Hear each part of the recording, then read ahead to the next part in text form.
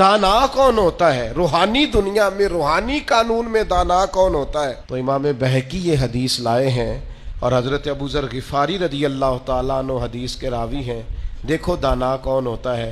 اللہ کے پیارے رسول صلی اللہ تعالیٰ علیہ وسلم نے فرمایا جو بندہ بھی دنیا سے بے رغبتی اختیار کر لیتا ہے نا، اللہ تعالیٰ اس کے دل میں حکمت کے چشمے جاری فرما دیتا ہے۔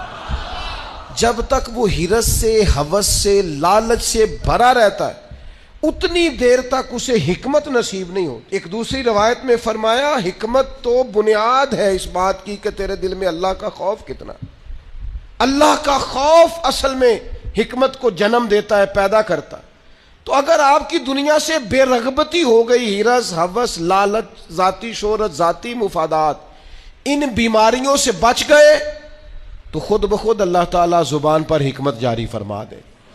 اپنے بچوں کے قریب بیٹھا کرو، ان کی باتیں سنا کرو، ان کی سوچیں دیکھا کرو۔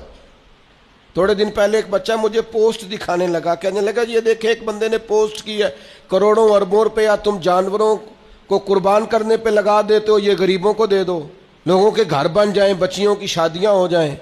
پتہ نہیں لوگوں کو ہر دینی کام پہ غریب کیوں یاد آتے ہیں، یاد آ جاتے ہیں۔ میں نے انہیں کہا میں دیہاتی آدمی ہوں، ہمارے ڈیرے کے ساتھ ایک ڈیرا ہوتا تھا، چاچا جی بشیر صاحب نے نا ہر سال وہ بیل پالتے تھے بیچنے کے لیے، غریب آدمی تھا، اور کہا کرتا تھا اس دفعہ میرے جانور بڑے اچھے ہیں، یہ صحیح بک گئے تو 2 بیٹیوں کی شادی کروں گا۔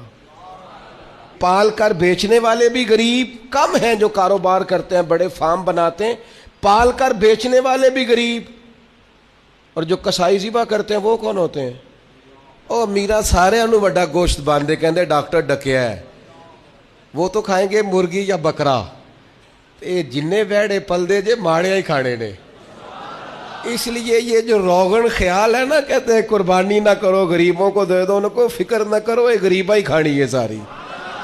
امیرہ نو تے بند دے سارے انو، جس سے پوچھو کہندے میں نو ڈاکٹر نے بند کیتا ہے، تو بھائی غریبوں کا کھلا ہے اللہ کے فضل سے، وہ انشاءاللہ کھائیں گے، بلکہ ان کے لیے صحیح کر کے کھلتا ہی بڑی عید والے دن ہے، تو آپ ان کا بھی بند کرنا چاہتے ہیں؟